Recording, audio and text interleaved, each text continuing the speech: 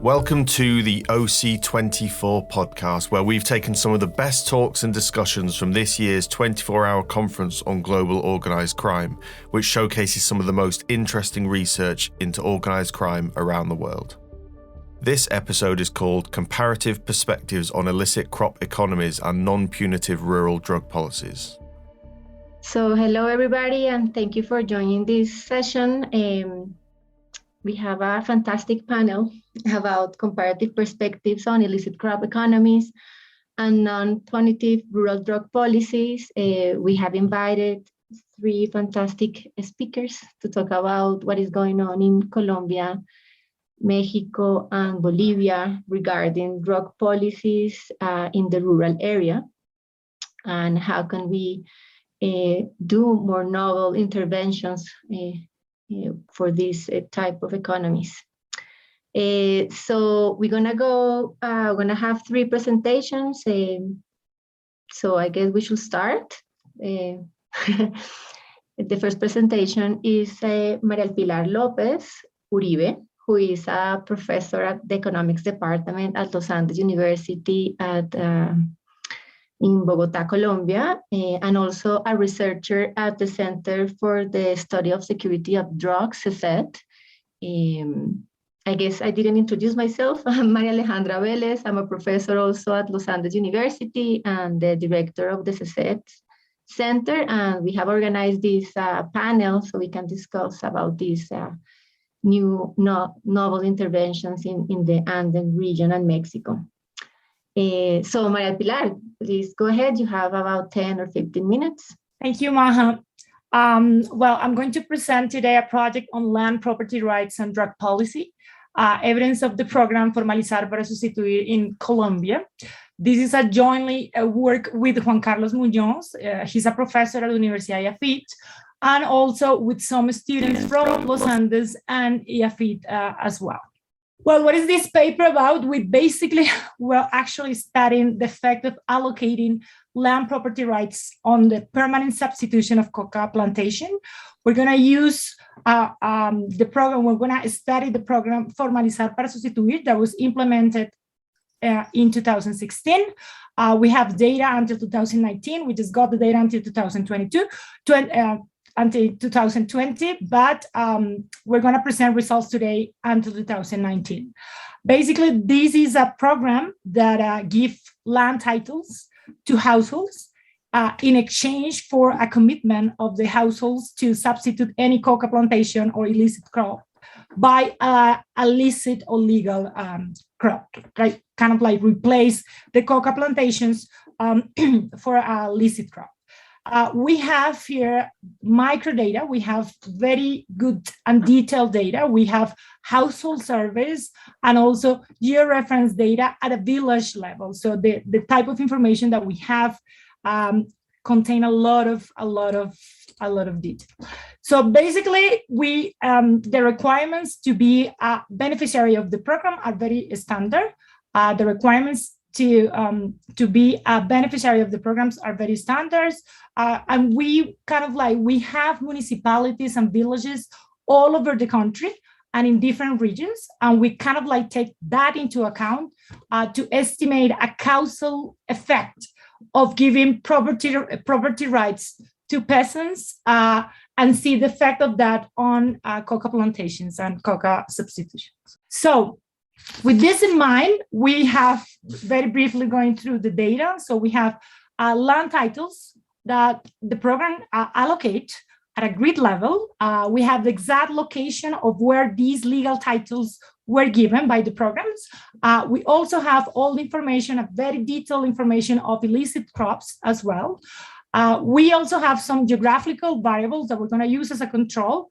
And on the other side, we have household surveys that were collected by UNODC.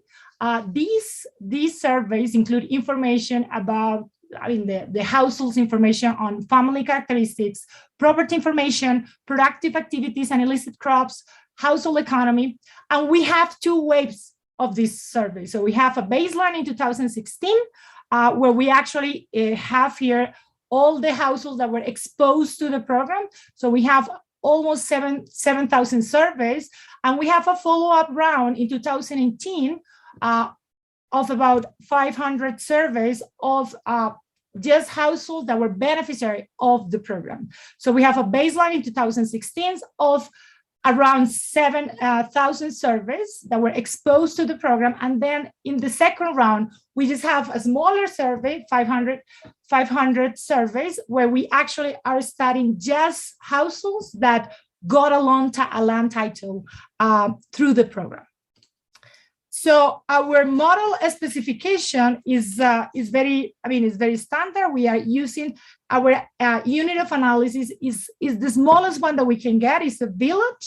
We want to see how the percentage of the village area that is covered by illicit crops change over years. So that's the variable that we want to explain.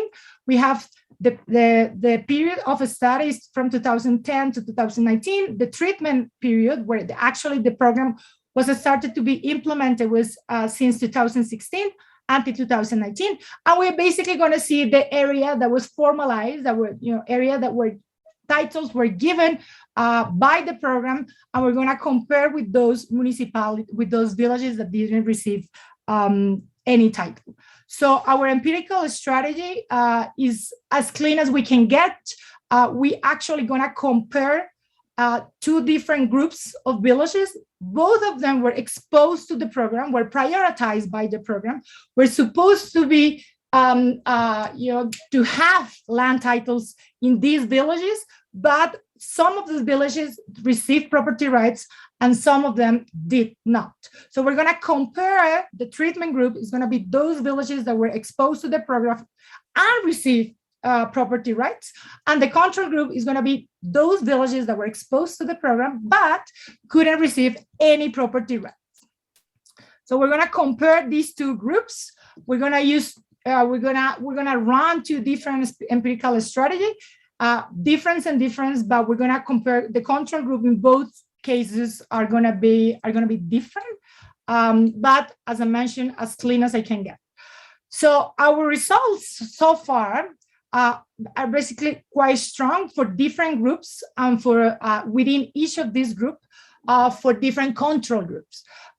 Basically, what we found is that in those places that those villages that were exposed to the program and received land titles through the Formalizar para Sustituir program, we actually observed a decrease by 1.4% in the area of the village area that cultivate illicit crops. So there is an important and negative effect where actually this is suggesting that places where they were beneficiary of the program actually after that decreases the percentage of the area that had illicit crops.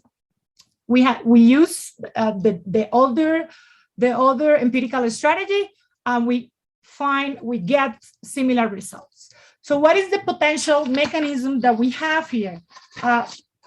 We actually use the survey to study the mechanisms behind this effect. It looks so far that there is an important effect and that actually the program was working, but we want to actually dig a little bit more what is behind this. So we just use information of the households that were actually surveyed in both rounds, in both waves, in 2016, before they received the land title, and in 2018, after they received the land title. And what we found is that basically revenues and expenditure increase by an important percentage. Increasing household income was around 30%. The average expenses increased by around 40%. Information about, for example, self-consumption or access to credit had an important increase. For example, credit application increased from 15% to 22%, almost 7 percentage points, and 90% of these credit applications were actually approved. We also find an important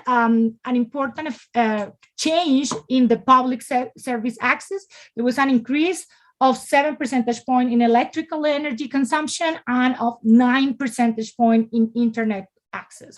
So it seems that the effect, once they give the land title, once the program is implemented, give land titles to the peasants, to these households, the mechanism how we observe a decrease in the illicit, in the coca plantations is through an increase in income and expenditure. We still are digging how is this how this income increases. We also kind of like divide these surveys by the gender of the head of households. Important for us is that it seems that it's very balanced. 40% of the head of households are women, and actually the average age of the head of the household is very similar.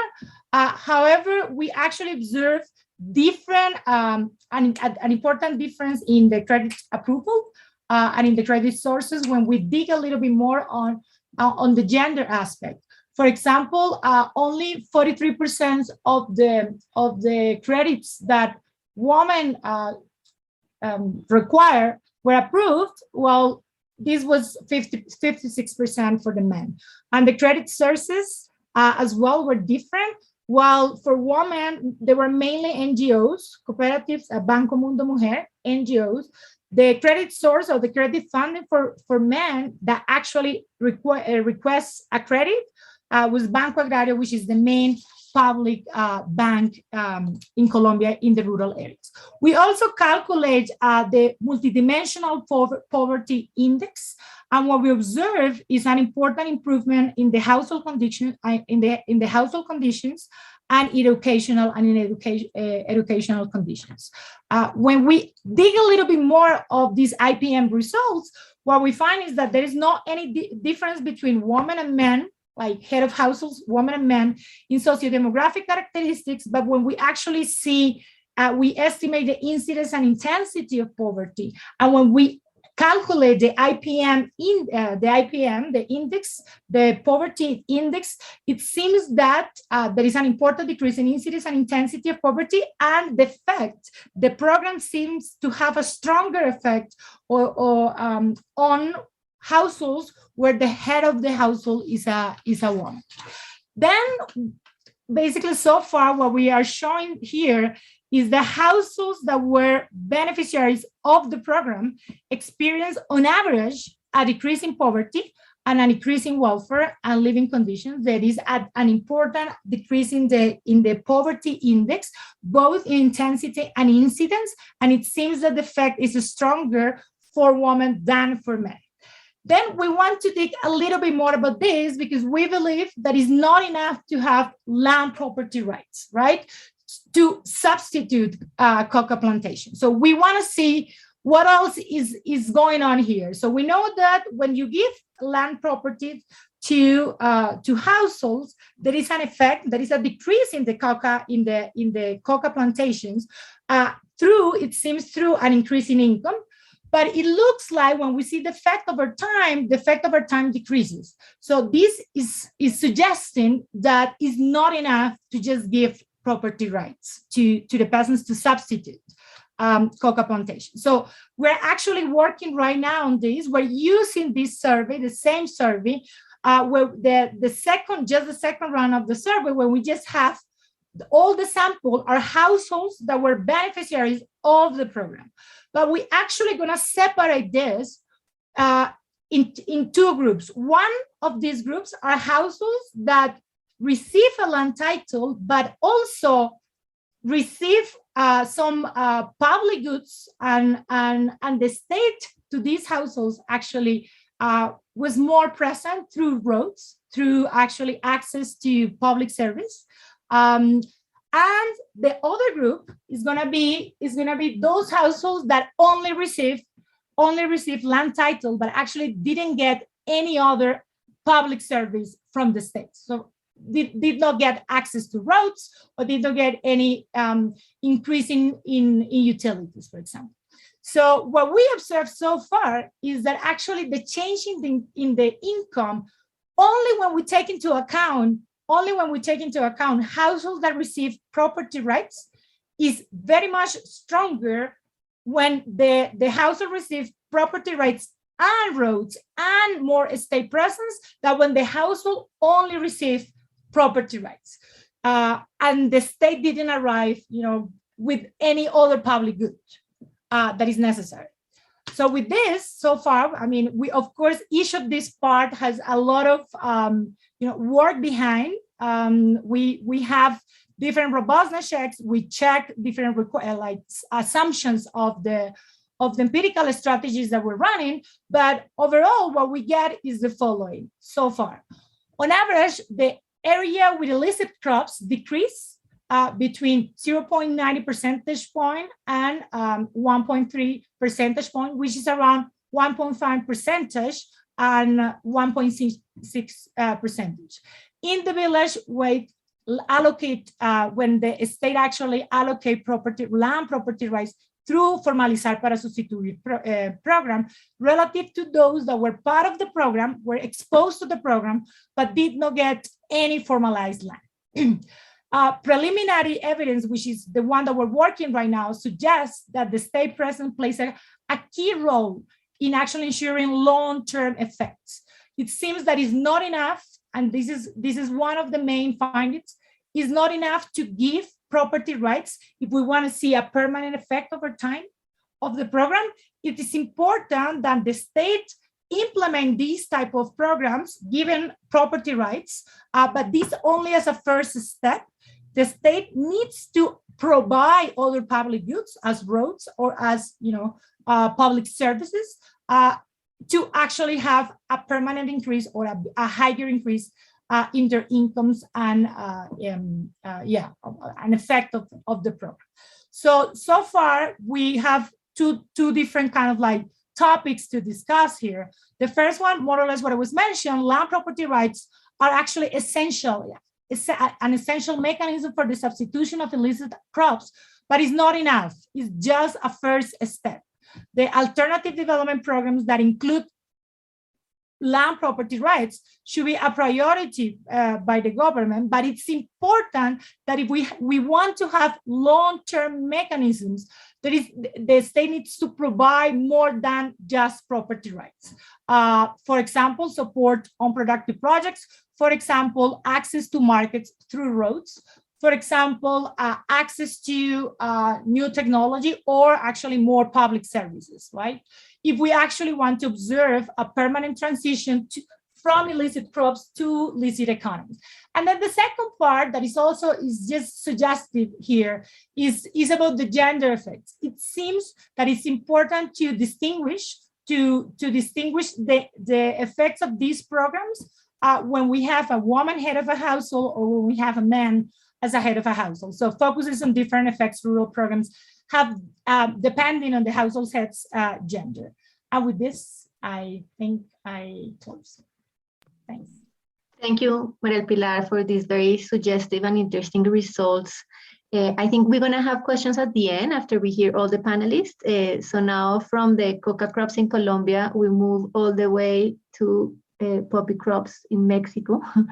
And for this, we're going to have Roman LeCour, and he is the co-founder of Noria Research and program officer of Mexico Evalúa.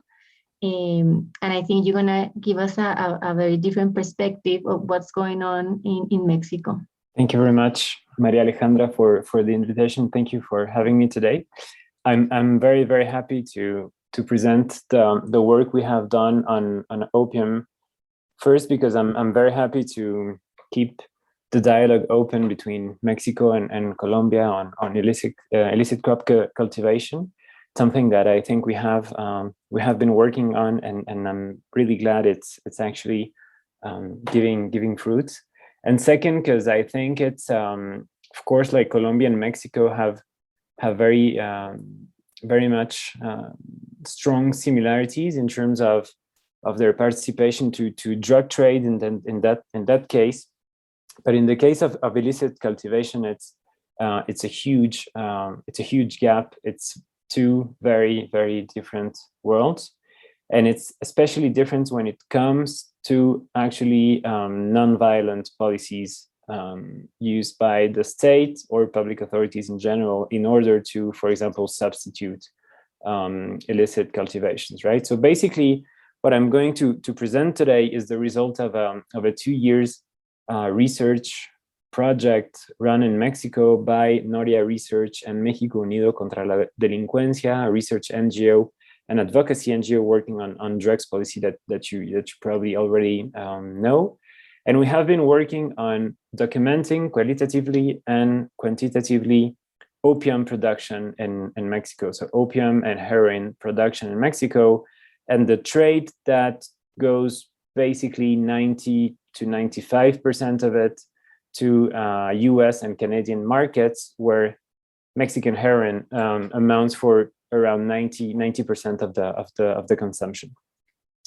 What I'm going to present today is actually the qualitative part of the project. And it's interesting because although Mexico is considered to be the world's second or third producer of opium and heroin, and poppy economy is actually crucial to some of the country's most marginalized rural regions, there is no initiative that is dedicated to produce constant empirical knowledge on the issue. So we'll leave the policy orientation of the issue for the general discussion afterwards, in order to present what we have at stakes in Mexico. And again, let's be quite blunt, there is no available work on substitution or non-violent policies in Mexico. It's an absolutely open topic, and we can get back to it after in the discussion.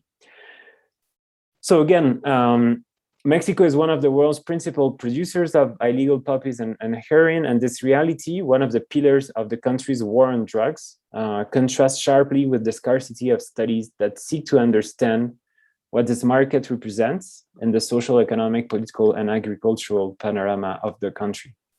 What we found is that the drug derived from poppies represents an illegal resource, of course, that modificates and transforms social and economic equilibriums in Mexico. The boom of the poppy economy in the years 1980 and 1990 represented a brutal turn that severely shook up perspectives on work, relations between rural and urban spaces, and the way in which the Mexican state actually relates to marginal territories. In that case, as I was mentioning, the understanding of illicit crop production in Mexico is limited by the absence of any systematic recording that would make it possible to monitor the evolution over time, their territorial distribution, and the basic characteristics of production. In that sense, and to enter what's going on in Mexico's opium production, we found that basically to us, opium poppy is like an open door into territories that are emblematic of the historical Mexican war on drugs. And when I'm referring to the Mexican war on drugs, I'm not referring to the contemporary current one, but the historical process of a 60 years initiative run by the Mexican government.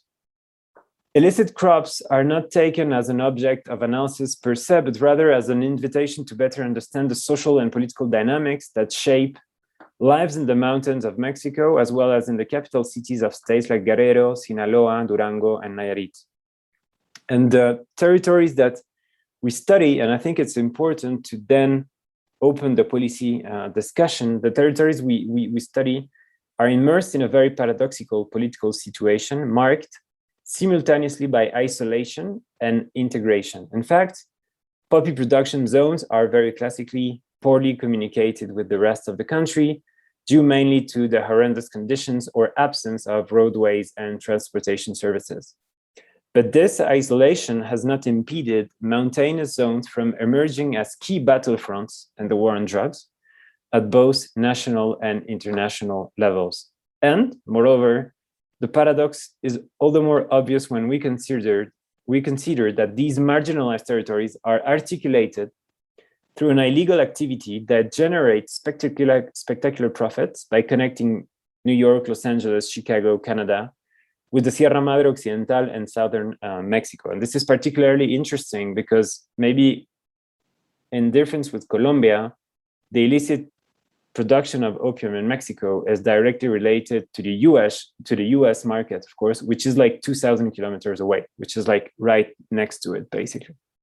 So our projects seek to produce evidence based on fieldwork, sources, question the myth and narrative that generally recount the political weight of illicit crops in Mexico, to try to disentangle what the war on drugs represents concretely in some of the most emblematic territories in Mexico, and what those crops tell us about economic development in the country, the role of the state with respect to some of its most forgotten citizens, and the stigma imposed on regions and population. It's important to explore three myths as we enter this complex topic. First, not all the poppies in Guerrero or Sinaloa, for example, are cultivated in plantations hidden away in areas of almost impossible access. And this is important for the policy side of it. In many zones, in fact, when the price of opium gum is high, poppies can be seen in the patios of homes and open plots and just a few meters from roads. They're in plain sight, even to the authorities in charge of combating their production. Poppy production then is no secret. And I think it's important to say that in production zones, the entire population knows where and when poppies are cultivated and who raises them, including, once again, authorities and the forces of public order committed to destroy them. In fact, we try to show that illicit crops respond to political, economic, and social interests that have not been studied sufficiently, and that drug trafficking is actually part of the Mexican state, of course. Then, and I think it's important to contextualize this as well, poppy production in Mexico has no traditional roots in the autochthonous, endemic, or historical sense of the word. It is an economic phenomenon, a production propelled by a market. It's not to say that the poppy flower has not been integrated into cultural practices, but it's only to underline the need to avoid any romanticized visions of poppy cultivations in Mexico. None of our interlocutors spoke of poppies as anything but a form of labor, an economic necessity, and a way to earn a living. Not one interlocutor defended the flower culturally. Then, and again, it's important for the policy side of it, poppy production in Mexico must be understood through an historical perspective that is linked to the formation of the Mexican state, of course, the political and economic shift that culminated with the signing of the North American Free Trade Agreement in 1994, which played a fundamental role in the production boom of drugs and especially opium production. Illicit crops, in this case, can be understood as an adaptation to economic and social policies that interact with the repression organized by the state. So in fact, what we see is that poppy growers in Mexico can be seen as social groups that seek to achieve social integration into one of the only markets that economy has made available to them. In that case, what we still see in Mexico and in these regions, and I think it's important for the international comparison probably, is that no other productive activity is as profitable for those peasants as poppy cultivation. But no one, neither growers or analysts, could see the crisis that opium has known in the past years, mainly due to fentanyl consumption in the US. This is interesting because it allows us to question the profitability of drug production, since usually studies on drug trafficking tend to overvalue the profits it generates. Not only this nourishes unverifiable myth, but they also fail to analyze how well shared that is the value chain of the drug economy, and we pay scant attention to its importance in Mexico agricultural panorama. And this is especially important when it comes to imagining, of course, social solutions and policy solutions to drug production. If we still believe that the drugs economy is integrated into peasantry, for example, if we still believe that the vast majority of the money goes to the hands of the producers, we can then understand why social programs that are aiming at substitution of opium economy, for example, have failed to actually achieve their proposed objectives. What we reveal is basically a world constructed upon an infinite succession of actors, both public and private, that link farmers to consumption markets across thousands of kilometers and through dozens of intermediaries. It is what we have been documenting, the work organization that converted farmers into a source of labor and then converted them in growers, peones, slitters, transporters, gatherers, heroin cooks, traffickers, or hitmen. So basically the branches of an industry that if we again fail to understand how it connects Mexico to the US, we will be failing the policy side of it and how we can respond to it in a non-violent way, of course. In that sense, I think it's important to remind the socioeconomic weight of illegal poppies, connecting it to the legal side of it. And that's also important for the policy considerations. We can't understand the strengths of the illegal economy without the connection that actually links them to the cities of the states where it's produced, for example. The wealth that is circulating in those cities is directly connected to the illegal economy, of course, but it's converted into legal activities that are usually left aside by the repressive actions led by the government first, and the social programs that aim at actually supporting the work of farmers in Mexico. And when we separate them, we actually don't see that the opium market in Mexico directly connects the farmers, yes, but also the people that live on opium economy in the cities where they actually consume goods that are financed by the opium economy. So trying to document the circulation of wealth between the farmers and the cities is absolutely fundamental in order to understand how we can address opium production in Mexico. I will go to the main conclusions and trying to open the discussion for afterwards.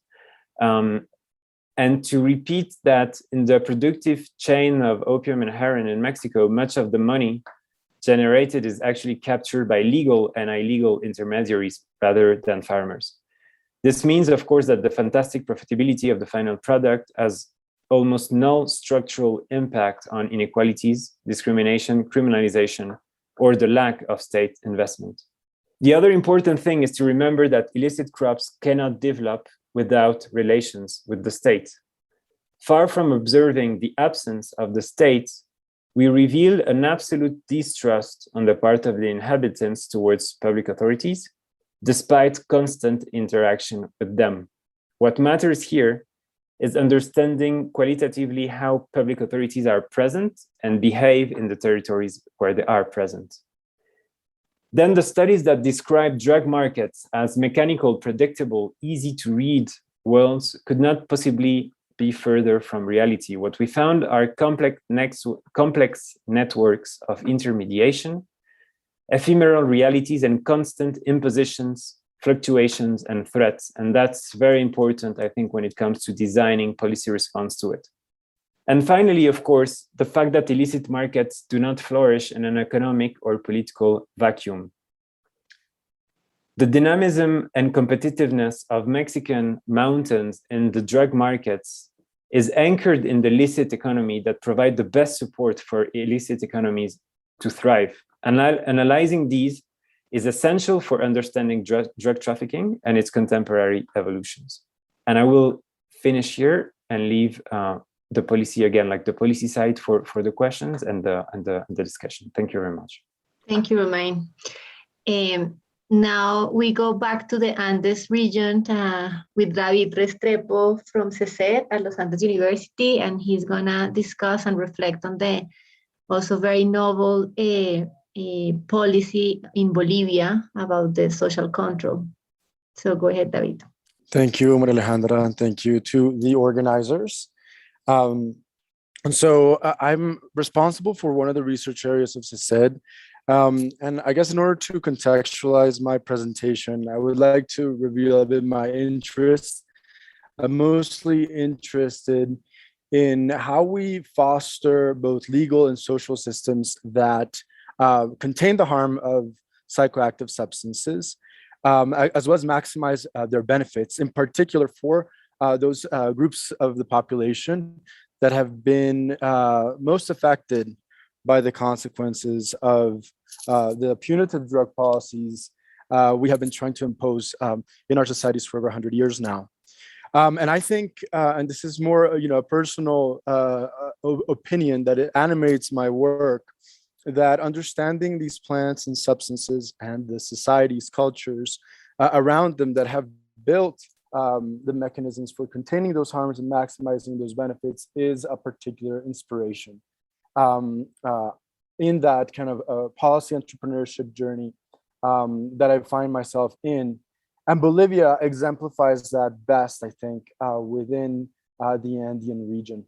And so with that premise, I want to invite you to a very brief, few-minute crash course on coca's historical context, on Bolivia's coca policy in comparative perspective across the Andean region, and its experience with coca, social or community, depending how you want to translate it, control of coca.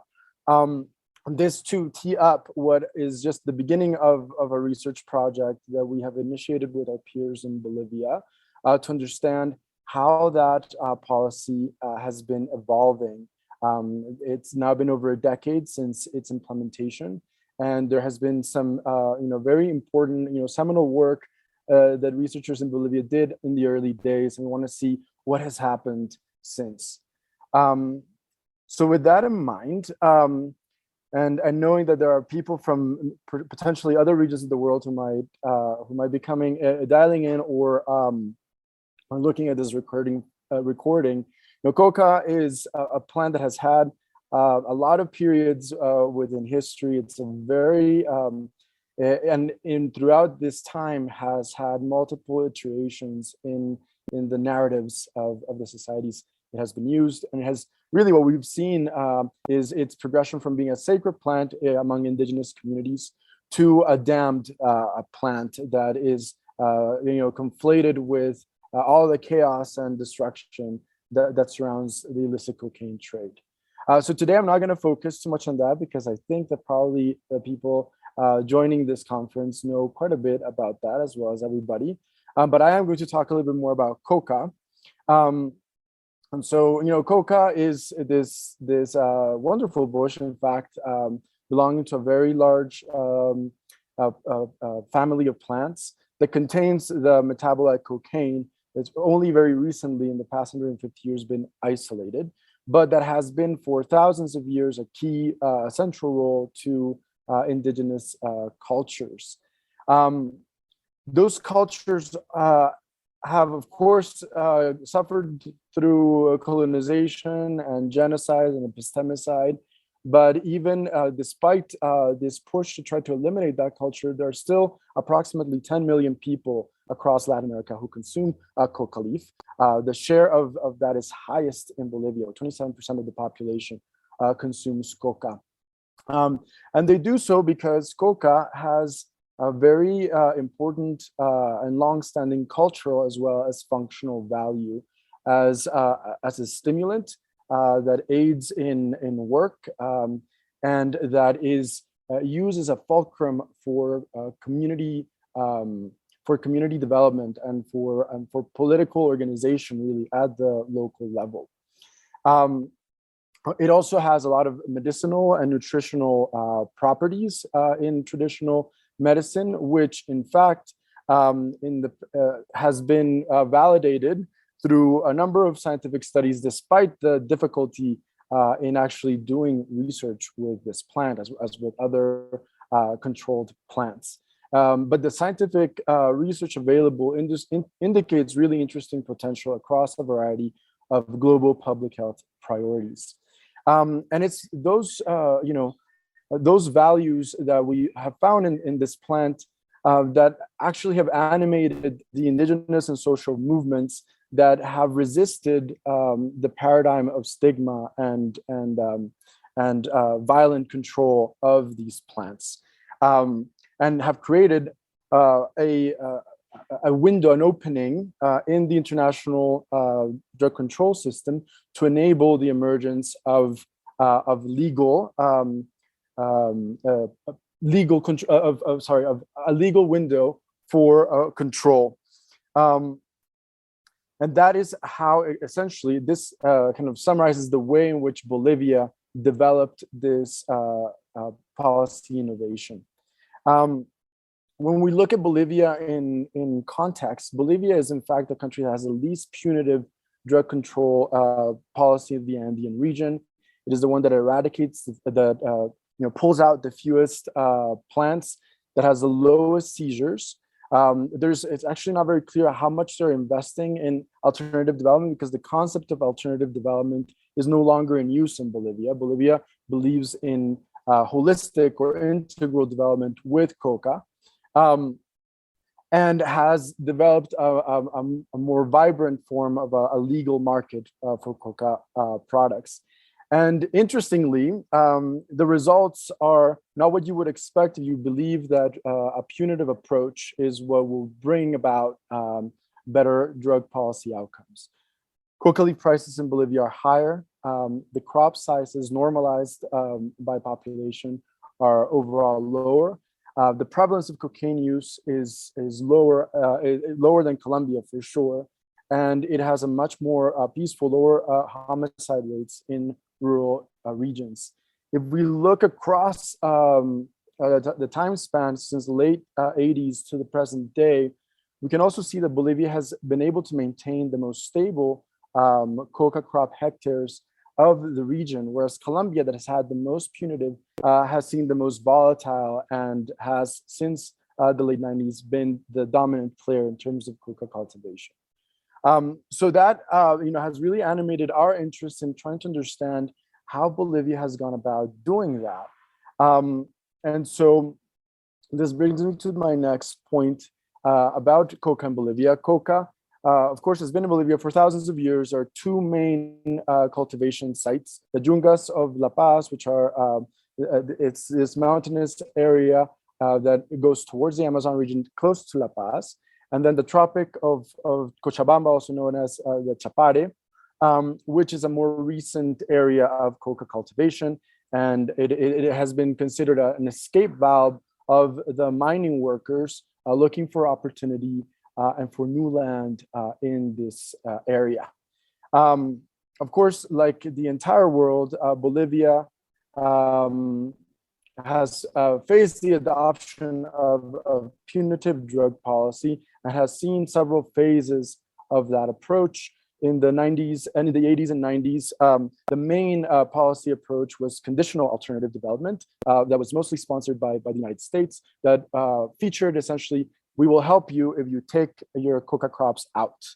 That was followed by a period that was more led by the EU and actually overlapped a little bit, where the idea was, no, actually, we will support you in developing new economies, but you don't have to pull out your crops. We will allow for a transitional period, and we will not make that conditional.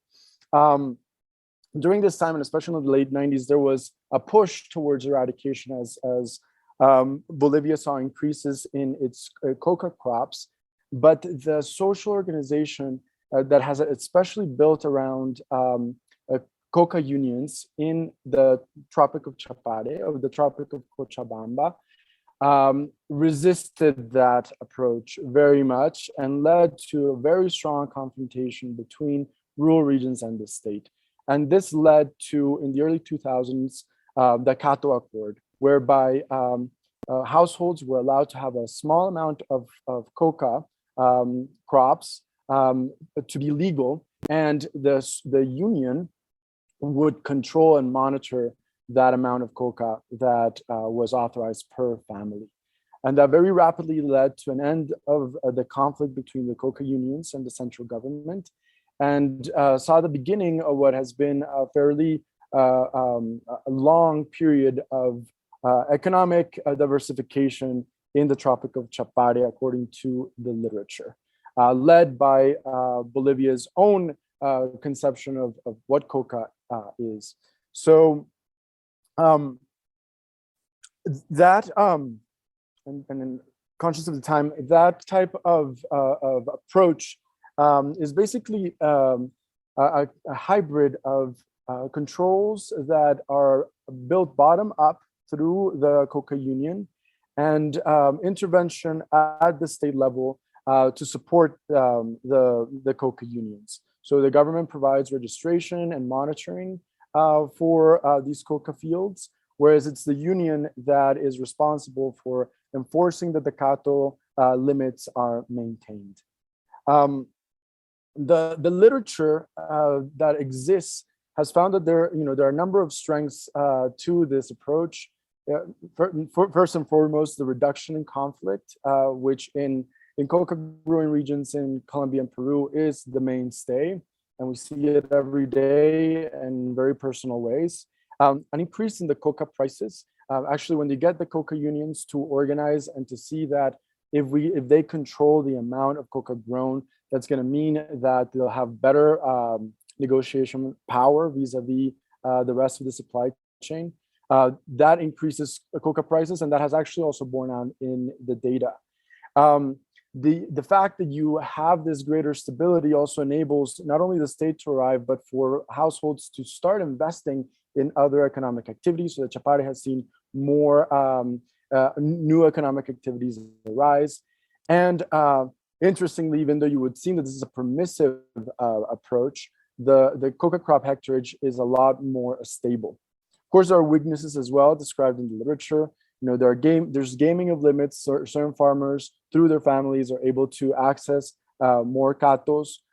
The diversion to the cocaine trade, of course, continues, and it is a secret that everybody knows.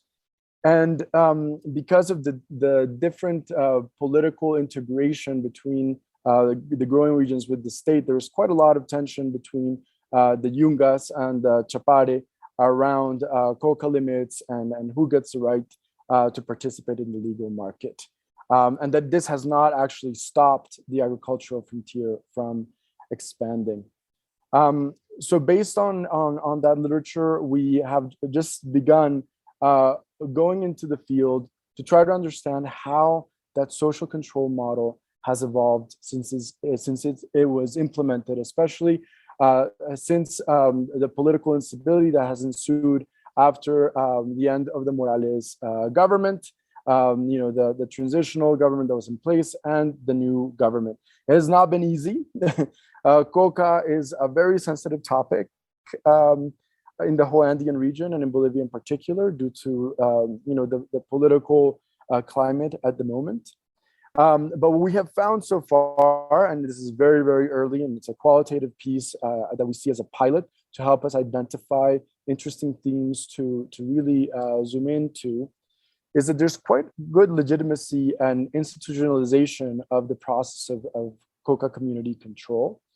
There have been some changes. Apparently, there's a trade of union members between areas to help provide a more impartial audit of the compliance to the policy. But there's a continued discussion around the gaming that happens. Although it doesn't seem like it has reached a point where it is critical and where people are jumping a ship. And what we expect to get out of this research is to identify, key changes, if any, that have taken place over this time period. The sources of both conflict and legitimation around social control, and then lessons and relevance beyond Bolivia.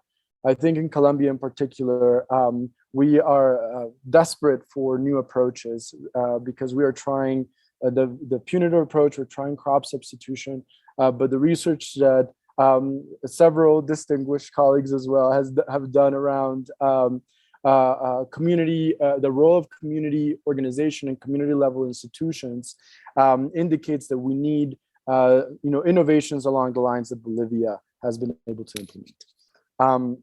So that's where I would end. Thank you, David. I think we have plenty of time, not plenty, but some time to open the floor for discussion and questions. But I would like to ask myself some questions and reflect on trying to have some links between the three presentations.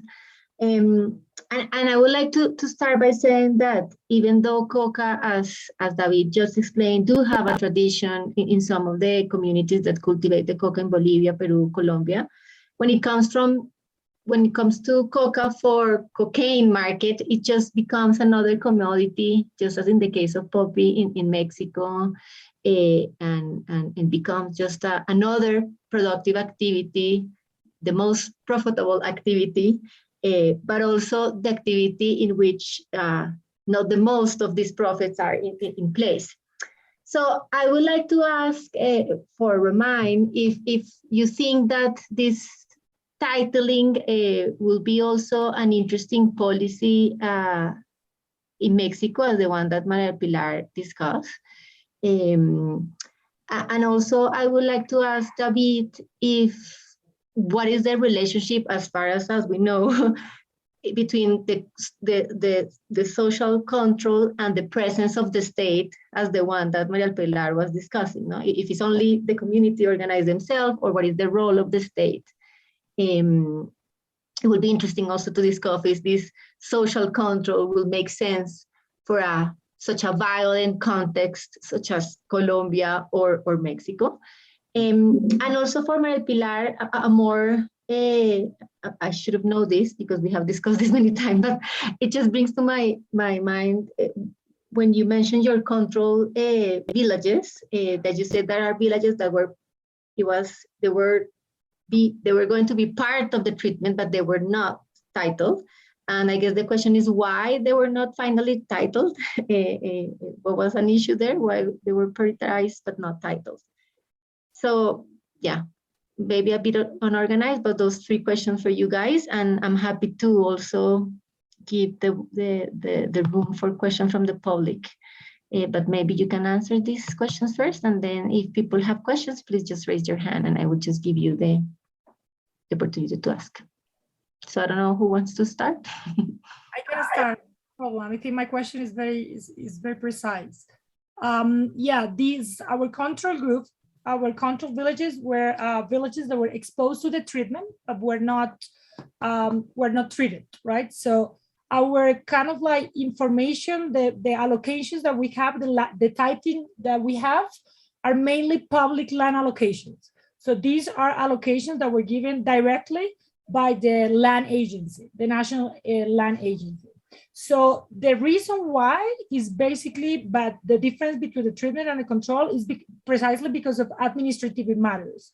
So it seems that they were exposed to the treatment, they were actually going through the process to get treated, but because of administrative matter, because all our sample is just public land allocation. We have different routes. We have the judicial route, which is the most complicated one, but our sample is only about public land allocation. So this is the titling that it comes mainly from the central government, so from the National Public Agency. And the reason why is because basically administrative matter, which means that it's not because of some like a specific characteristic of each of these villages, but because some of the process of this administrative matter that is coming from Bogota, was, in the process was actually more straightforward in some villages than in other ones, but that in the other ones. But both of them were exposed, but one of them received the public land titling and the other ones did not. If we actually use, for example, only the judicial routes, it means that these will depend on some local characteristics, because this is the titling, it doesn't depend on the public, the land agency, but it depends on other factors that are more related to the village's characteristics. But this one is more exogenous to the village that were not treated. Thank you, Pilar.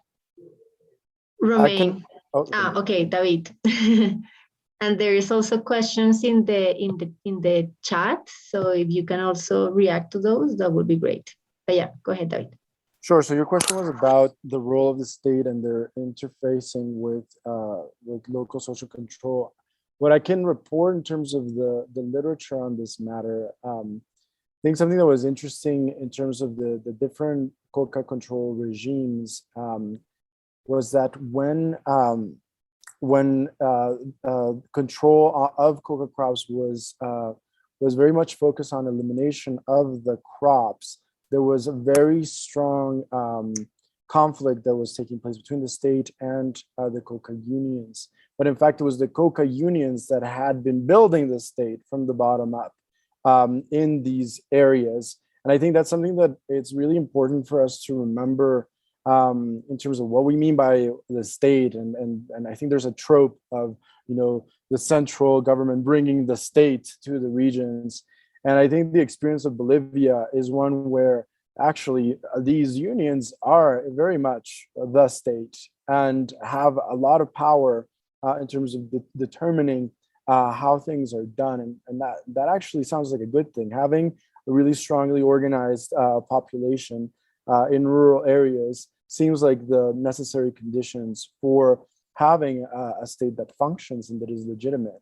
And another, I guess, anecdote around that is that when especially EU-led programs identified that instead of trying to focus on coca, they started focusing on how do you integrate these areas with the broader, governmental institutions.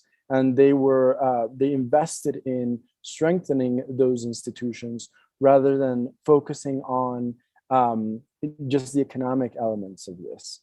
And that, I think, contributed in the literature. The discussion is how that contributed to the regime change that took place in the early 2000s. So those are broad comments on the question. There is another question maybe that you can address for you, David, and is what are the strategies that Bolivian organizations commonly use to prevent their traditional products from being acquired by criminal organizations? I ask this because here in Brazil, every day the police arrest a ton of cocaine from Bolivian origin. So does this control exist effectively? I think there are a lot of loopholes. And I say this also from experience being in Bolivia. There are a number of there are I think 2 or 3 marketplaces that are considered legal. And so farmers and their distributors can take coca to those marketplaces. But what happens after the marketplace, and there's quite a lot of controls before that stage, but what happens after the marketplace is anybody's guess. And so there are a lot of opportunities for coca being deviated in that direction, as well as below. And I think, but I don't know if that has necessarily been a bad thing for Bolivia. If we get out of, I guess, a very just normative and rigid framework, I think these messy policies can be very advantageous for countries, even if they do not have good drug policy outcomes for Brazil. But for Bolivia, I think that has enabled a kind of stability that when you go to coca growing regions in Colombia, you do not see. And honestly, as a policy researcher, I would prioritize violence outcomes in my country than I would whether people down the line are getting drugs or not. But that's obviously a question of values. Okay, so Romain, I think related to the question that I asked you about if titling programs such as the one Maria Pilar discussed have something to do in Mexico, there's another question here for you, and is if the police in Mexico have not prioritized programs like alternative development or less punitive approach, can you tell us what is the relationship between the agrarian development policies, also the power of agrarian economic elites in Mexico, and the growing of pop in these margin zones? Such a big question. Thank you very much. Yeah, it's like a research program almost. I think it's very interesting because again, Mexico, I think, lies probably 30 to 40 years behind to what you guys are presenting today, honestly. Today and for the past decades, there is no official program that aims at basically dealing with opium production in another way than destruction of crops, basically. Like there is no, the word substitution, for example, does not exist in public policy in Mexico. And it's not existing today. Today, what we have, and it's probably one of the programs that goes towards the research that Maria was presenting when she was talking about titling and land, and it goes towards, of course, like conflict over land and property, which is extremely important in Mexico and rural areas affected by drug production in particular. Is that basically we have a federal program that is called Sembrando Vida, sowing life in English, if I'm not mistaken, and the program basically aims at non-officially, let's say, doing substitution of illicit crops, but it does not focus only on opium poppy producing region. It's a rural agricultural program that aims at taking marginalized rural regions in Mexico from poverty, basically, by offering crops and rural development to regions, but it goes towards substitution, for example, of less profitable crops towards growing avocado, for example, like high value agricultural needs. And in the mix, the federal government is trying to put like some sort of pacification and some sort of substitution programs, but it's not like officially presented.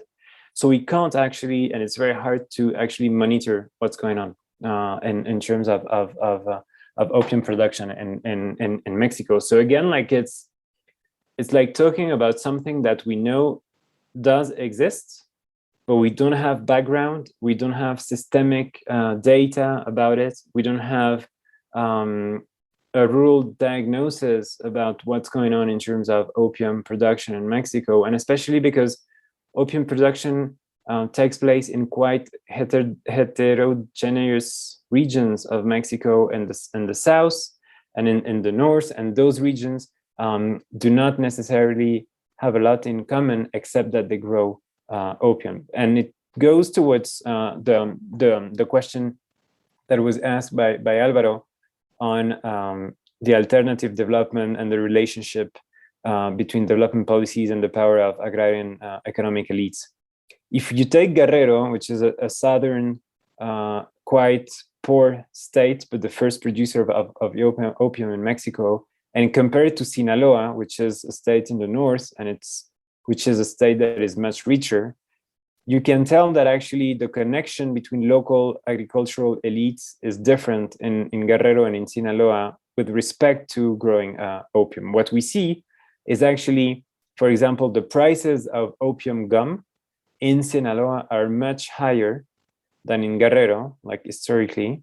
And what we have been able to document it's actually linked to the way the agricultural elites in Sinaloa are much more integrated to the economic system in Sinaloa, and that drug production in Sinaloa is actually quite integrated to agricultural elite, which is not the case in Guerrero, for example.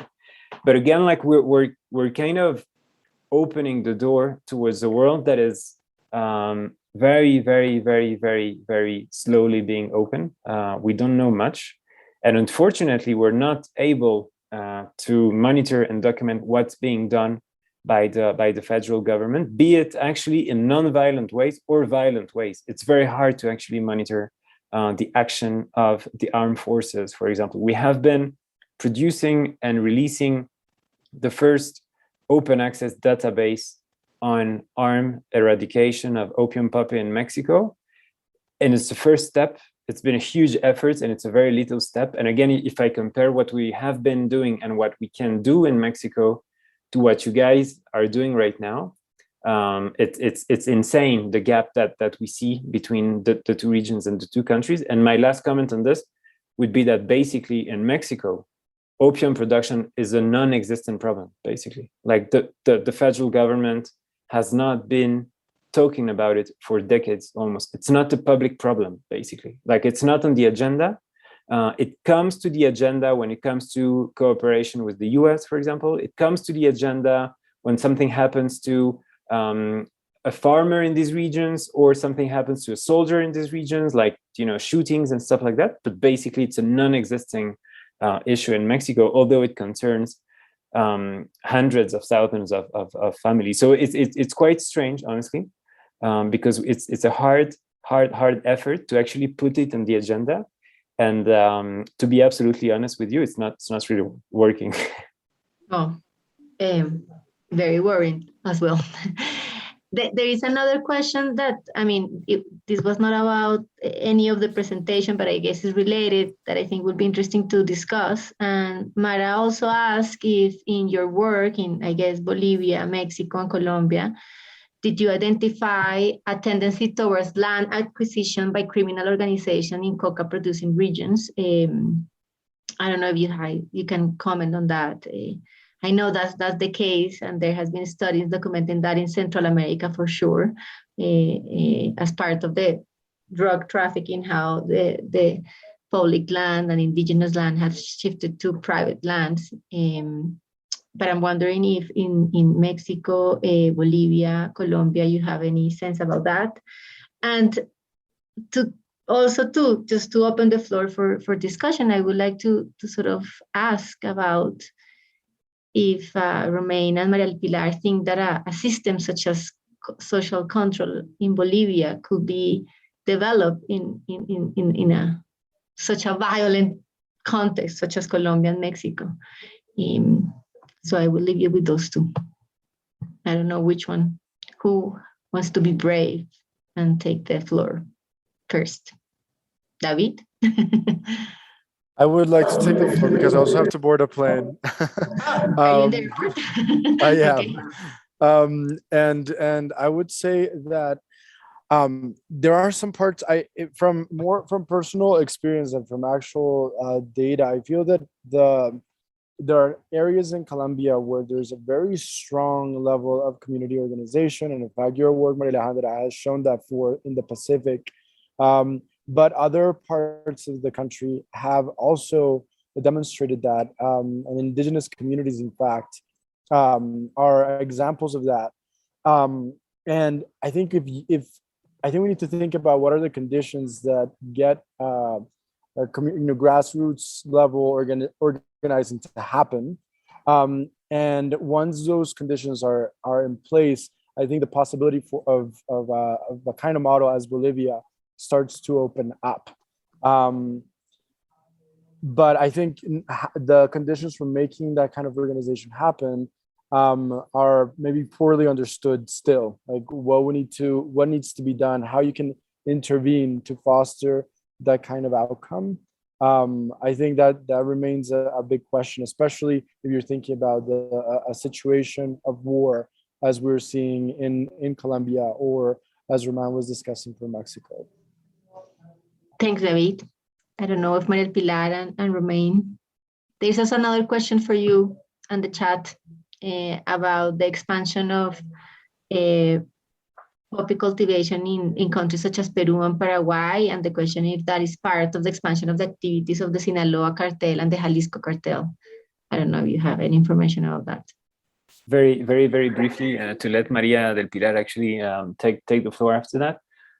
Regarding the question on Sinaloa cartel and Jalisco cartel and poppy cultivation in Peru and Paraguay, I didn't know, honestly, that poppy cultivation was booming in Peru and Paraguay. I find it quite strange, to be absolutely honest, because I didn't think like there was a huge demand and market for actual poppy cultivation, but that would be interesting to actually see. The participation of Sinaloa and Jalisco cartels and all this naming, like I'm always quite skeptical, honestly, about what we hear and see about, Sinaloa cartel, even in Colombia. Actually, I know it's been an issue at some point. I'd be quite curious to actually document this on the ground and see how relevant it is. And the question about the flexibilization policies in Mexico, I'm not sure I actually see what are those flexibilization policies towards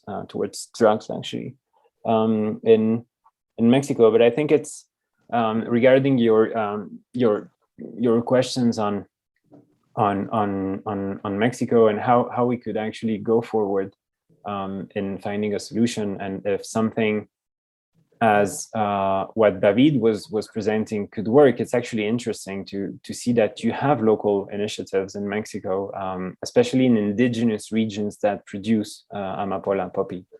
And you have social organizations that aim at transforming the way this illicit economy is actually being driven by different drivers towards the communities, and how it could be integrated into something that helps the communities actually thrive on something else. So we have like dynamics, we have local dynamics and social organization.